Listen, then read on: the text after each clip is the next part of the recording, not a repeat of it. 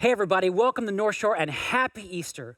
Whether you are a regular part of the Northshore family or you're a guest with us, I'm so glad you're spending part of your Easter with us today. Yes, it's Easter Sunday, but it's unlike any Easter Sunday in my lifetime.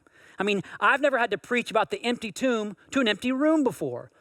And right now, our church is literally in thousands of locations, not just around in Kirkland, but all around the country and around the world. Younger and older, married and single. And by the way, to all of you young people who are watching, you can thank me later for not having to dress up to go to church today. But even though we are not in the same room, we can still celebrate Easter together in ways that are really important. First, we can actually still greet each other as we often do on Sundays. So right now, I want everyone to jump into the chat area and just say, Happy Easter from wherever you're watching from. Can you do that right now? And second, and this is one of the blessings of doing church online, you can actually engage with us during the service. Our host team is ready to answer questions or pray with you. In fact, I'll be able to read your questions, your comments, your prayer requests throughout the day. So reach out, speak out anytime during the hour. You know, usually when I speak, I have to kind of guess what might be on people's minds. But today, I have a pretty good idea. We are all living through this once-in-a-century global pandemic.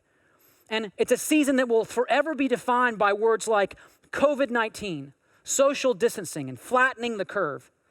And as people are adapting to this new world, there are some new words that we're all learning. Here are a few new ones for me. How about this one? Quarantine. Your quarantine is the group of people you are choosing to live with or you're just stuck with during this time when we're ordered to stay at home. And people, we start to do kind of weird things when we're stuck together at home, especially if you have little kids and you want to take an Easter photo. You end up with a family picture that looks something like this. Yes, that's our Easter family photo, and that's the happy one. Here's another new phrase, WFH, or working from home. Someone told me this week that the only thing they have to do now to get ready for work is change from their night pajamas into their day pajamas. Here's another new trend. I know you'll know this one. Zoom calls or Zoom calling. I'm guessing only a few of you had ever made a Zoom call before March 1. I'm guessing almost all of you have made one now. In fact, there are two kinds of people when it comes to Zoom. People who won't stop sending Zoom invites and people who hate people who won't stop sending Zoom invites. And there's all sorts of Zoom etiquette that you've got to figure out, like when to mute your mic and how to set up a background photo and even how to actually leave the meeting. This past week, I saw a video of someone who didn't actually leave the meeting when the meeting was over, and it got a little bit awkward. Take a look at this. Goodbye. All right. Talk to you guys tomorrow. Bye. See you guys.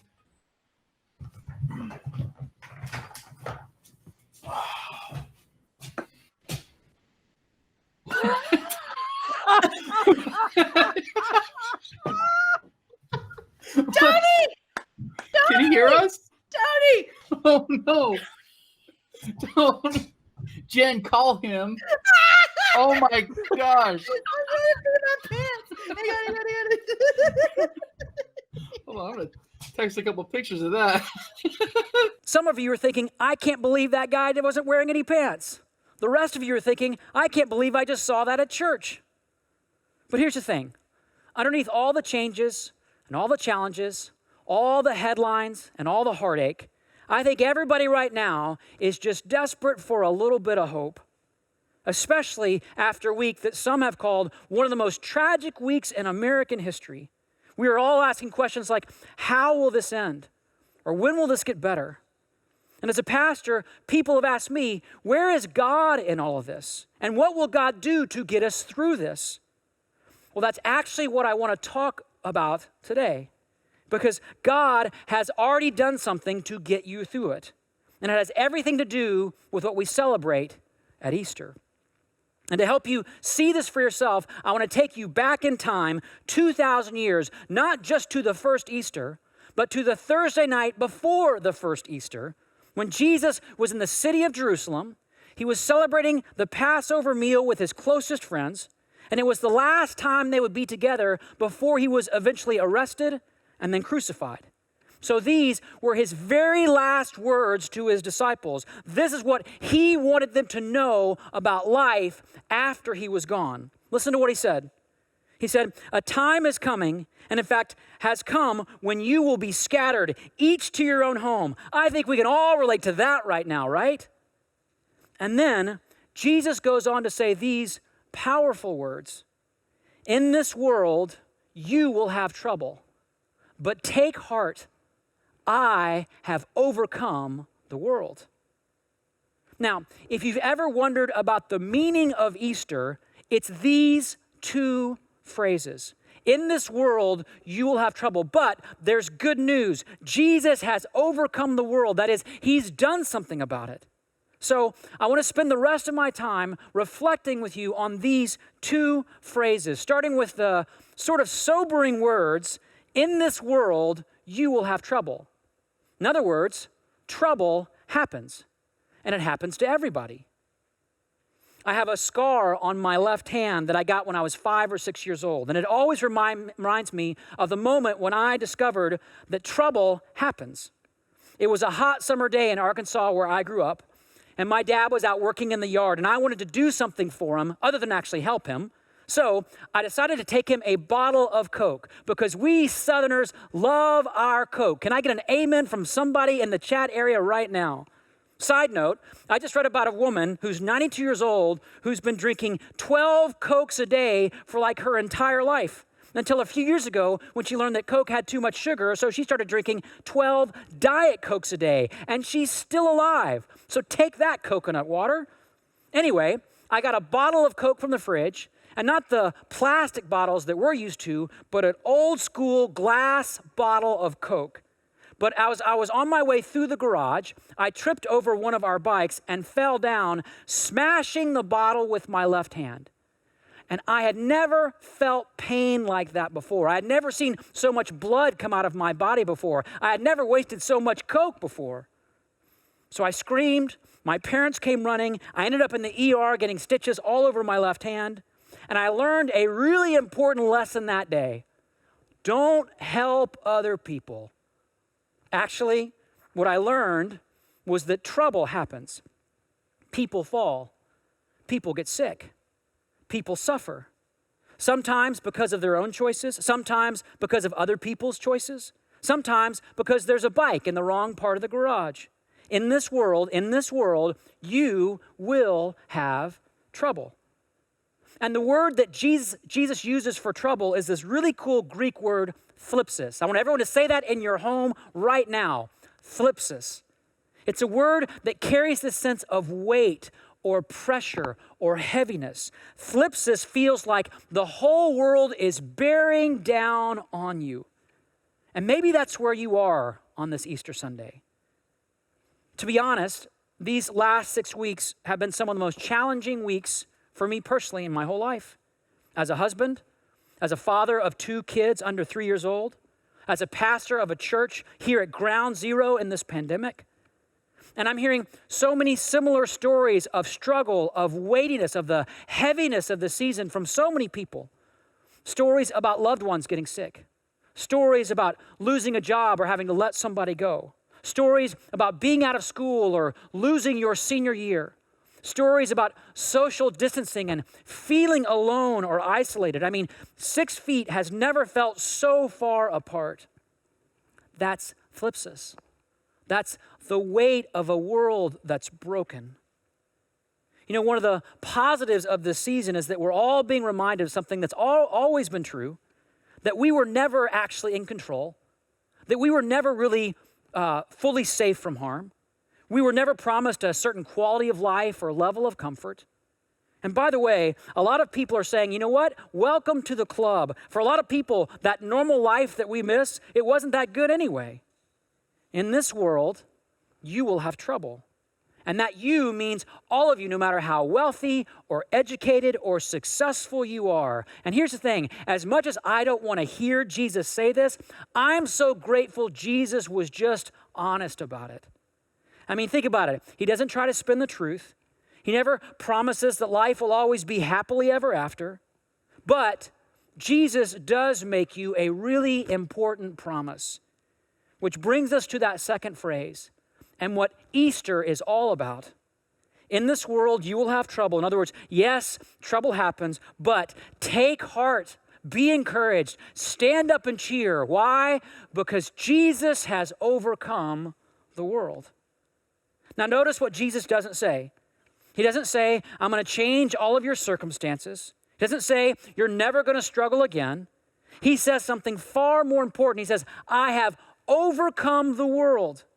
You see, the truth is, our troubles are just symptoms of a much bigger problem. Our world is broken, and I'm broken, and you're broken. And in spite of our technology, our resources, our progress, we can't fix this problem because we're all part of it.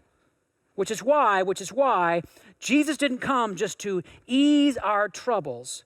He came to win back the world. That's what the cross and the empty tomb are all about. Jesus took all our trouble onto that cross and into that grave, and on the third day, he walked out of that tomb, making it clear to all the world that sickness won't have the last word, and darkness won't have the last word, even death won't have the last word. I love how the Apostle Paul once put it. He said, almost mockingly, where, O death, is your victory? Where, O death, is your sting?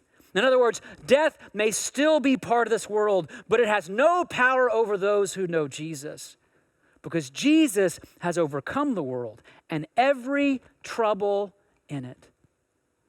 You know, Christian theologians sometimes describe this as living in the already but not yet. Living in the already but not yet. That is, Jesus has already defeated sin and death, but we are not yet fully free of its pain and frustration. Jesus already knows how the story ends, but our part of the story is not yet done. Let me try to illustrate it this way. When a man asks a woman to marry him, his job is to come up with a heartwarming, tear-jerking, cost-defying plan that would make it literally impossible for her to say no. When I proposed to Nina, I was not one of those men. I came up with this elaborate plan that was pretty much one bad decision after another. Instead of proposing on Valentine's Day when she was expecting at least something from me, I waited till the day after. Instead of coming up with a romantic and inspiring dinner destination, I took her to play mini golf, even though she told me she didn't want to play mini golf, because no woman wants to play mini golf. And not only did I plan this out poorly, I was so nervous about proposing, I was acting all strange, and she started thinking something bad was going to happen, like I was going to break up with her. At one point, she actually broke down crying and said, "This night is ruined." All the while I'm thinking, but I've got the ring, I've got the ring, I've got the ring.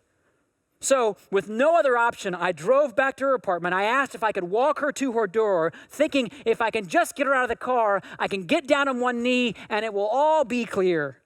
But she didn't want to get out of the car. So, she was feeling too upset about the whole night. So with nothing else I could say to explain myself, I simply flipped on the dome light. I pulled out the ring, and there by the dumpster in the parking lot by that old apartment building, I asked her to marry me right over the parking brake. It was the least Instagrammable proposal in the history of proposals. But here's the thing. For Nina, suddenly everything clicked. She could finally see why I had been acting so weird and why I'd made all these strange plans. And so, with great enthusiasm, she said yes. And then I was never again allowed to plan any dates on my own. That night, Nina was living in the chaos of the already, but not yet. To her, it looked like the night was ruined. To her, it was one moment of trouble after another. But I already had the ring. And I knew how the story was going to end, and the story was going to end well.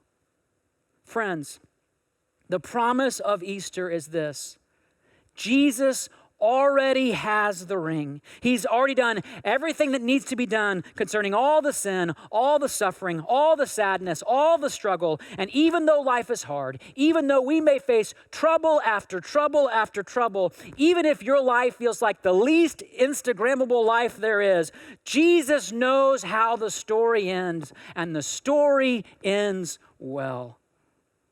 But you have to trust him enough to say yes. I want to share a story with you now from someone in our church who said yes to Jesus for the very first time this past year. Her name is Jessica, and she found Northshore through an experience here called Alpha. Alpha is just a safe place to talk about the meaning of life. No pressure, no pretending, no pushing beliefs at you, just real people with real questions. And Jessica agreed to share some of her story with all of you. So take a look at this. So my name is Jessica Vidal, and I started coming to Northshore through Alpha last year. I think it was March. Before Jesus, it was constant struggle bus, financial hardships, very lonely. I'm a single mom of a 4-year-old. I struggle with a lot of severe anxiety and major depression, and just seeking happiness and longing for something else. My experience at Alpha was great.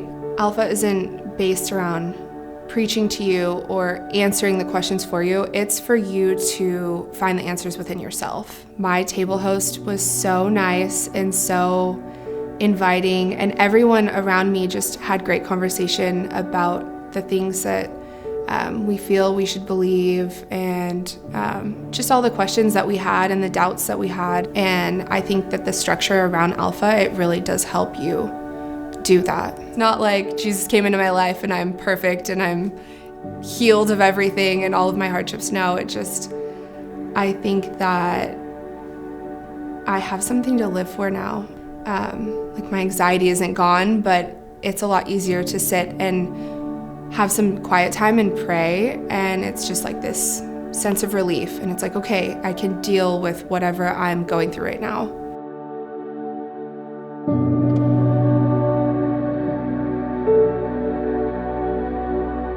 My entire life has changed. I don't know, like my priorities have changed, my music's changed, I'm trying to read more again, and I'm just putting Jesus at my center every day when I wake up, when I go to bed.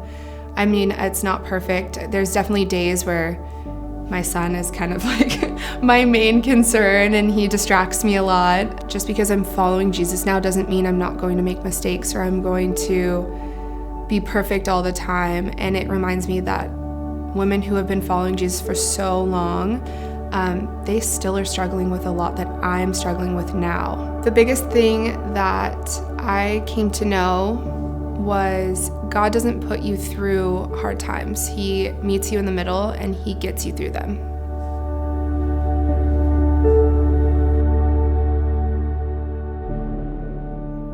So question, did Jessica have struggles before Jesus?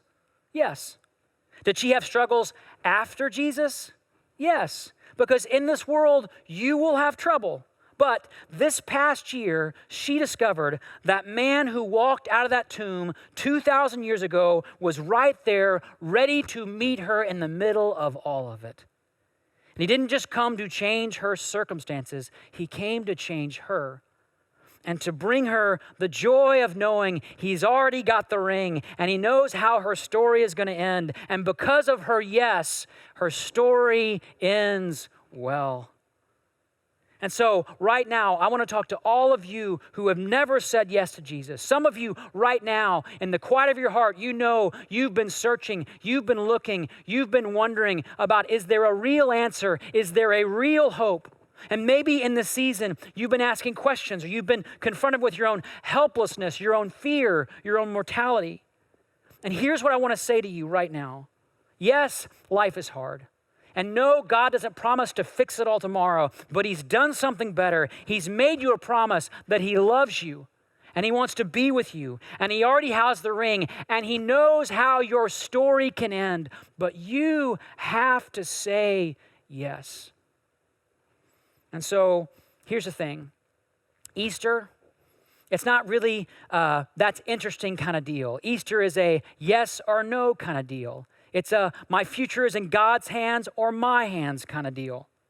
So if you want to place your story, your future in God's hands, you can do that right now. You can say yes to Jesus right now. Even if, there's chaos going on around you, you're with friends or family, or you're trying to get your kids to be quiet, in the quiet of your heart right now, you can say yes.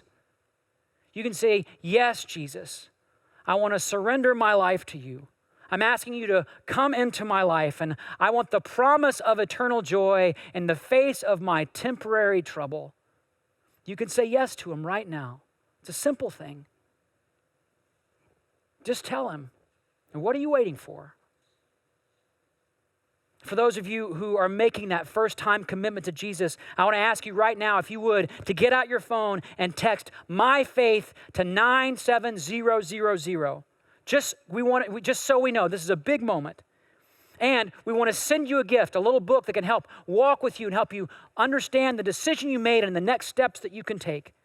And here's the deal. Don't text us just because you want to have a free book. I mean, there's not a good way to commemorate Easter by ripping off a church, okay? And if you're not ready to say yes to Jesus, if you still have questions, if you're not sure that God is real, that he even cares, I want to invite you to that experience called Alpha that was so helpful for Jessica.